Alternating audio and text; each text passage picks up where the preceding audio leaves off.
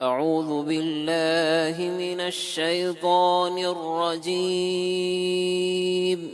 अल्लाह की पनाह मांगता हूँ मैं शैतान मरदूद से। बिस्मिल्लाहिर्रहमानिर्रहीम। अल्लाह के नाम से शुरू जो निहायत मेहरबान रहम वाला। वला तअकुलू अम्वालकुम बैनकुम बिलबातिल वतुदलू बिहा इलल हुक्काम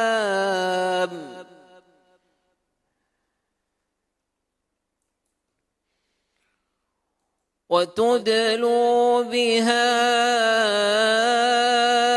إلى الحكام لتأكلوا فريقا من أموال الناس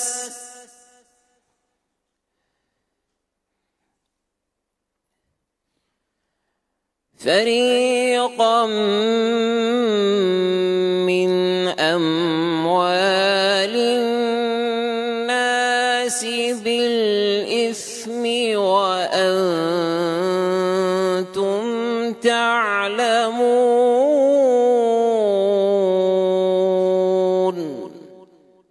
आसान तर्जमा कुरान कंजुल इरफान।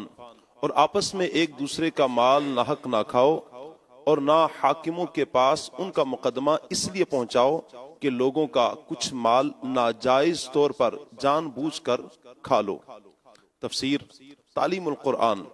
यहाँ बातिल तौर पर किसी का माल खाने से मना किया जा रहा है कि किसी भी हराम जरिए से जैसे चोरी और गस्ब वगैरह से हासिल करके एक दूसरे का माल न खाओ और ना इसलिए किसी का मुकदमा हुक्काम तक ले जाओ ताकि उनसे फैसला करवा कर लोगों का कुछ माल नाजायज तौर पर जानबूझकर खा लो। अहम बात, किसी का माल नाहक खाना ख्वा लूट कर हो या छीन कर, चोरी से हो या जुए से या हराम तमाशों या हराम कामों या हराम चीजों के बदले या रिश्वत या झूठी गवाही से, ये सब ममनू और हराम है।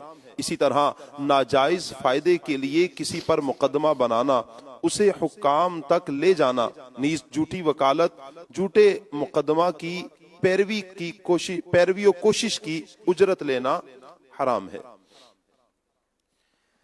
यसअलूनक अनिल अहिल्लह يسألونك عن الأهلة قل هي مواقيت للناس والحج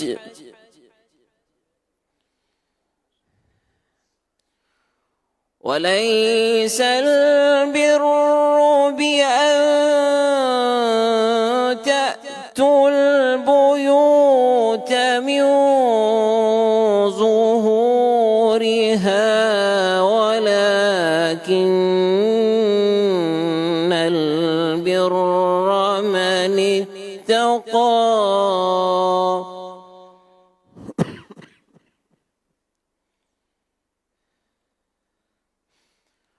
ولكن البر من اتقى وأتوا البيوت من أبوابها واتقوا الله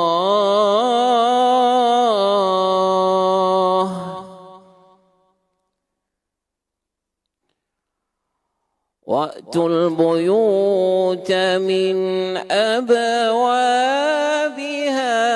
واتقوا الله لعلكم تفلحون। आसान तर्जमा कुरान कंजुल इरफान।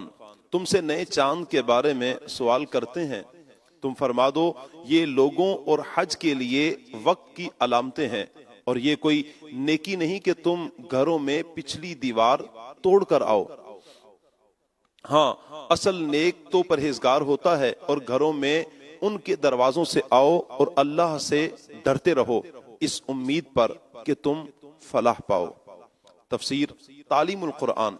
اس آیت میں دو باتیں بیان کی گئی ہیں، ایک حضرت معاذ بن جبل رضی اللہ تعالی عنہ اور ایک دوسرے صحابی نے بارگاہ رسالت میں چاند کے گھٹنے بڑھنے سے متعلق سوال کیا، تو اس کے جواب میں اللہ تعالیٰ نے چاند کے گھٹنے بڑھنے کے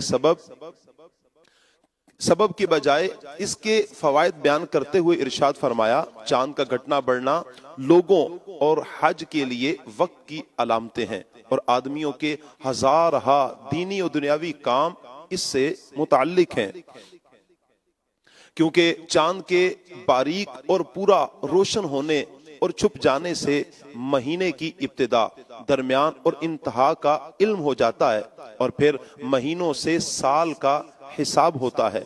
نمبر 2، زمانہ جاہلیت میں حج کا احرام باندھنے کے بعد اگر کسی کو اپنے مکان میں داخل ہونے کی ضرورت ہوتی تو نیکی سمجھتے ہوئے پچھلی دیوار توڑ کر آتا۔ اس پر ارشاد فرمایا، یہ کوئی نیکی نہیں کہ تم اپنے گھروں میں پچھلی دیوار توڑ کر آؤ، بلکہ اصل نیکی تقوی و پرہیزگاری ہے، تم گھروں میں ان کے دروازوں سے آؤ، اور اس امید پر اللہ تعالیٰ سے ڈرتے رہو کہ تمہیں فلاح و کامیابی مل جائے۔ اہم باتیں۔ نمبر 1، بہت سے احکام میں چاند کا حساب رکھنا ضروری ہے، جیسے بالغ ہونے کی عمر کے اعتبار سے، یوں ہی روزہ، عیدین، حج کے مہینوں اور دنوں کے بارے میں، اور زکوٰۃ میں جو سال گزرنے کا اعتبار ہے وہ بھی چاند کے حساب سے ہے۔ نمبر 2، بغیر دلیل شرعی کسی چیز کو ناجائز سمجھنا جو ہلاک کا کام ہے، بلکہ اہل علم سے پوچھنا اور سیکھنا چاہیے۔ صدق اللہ العظیم۔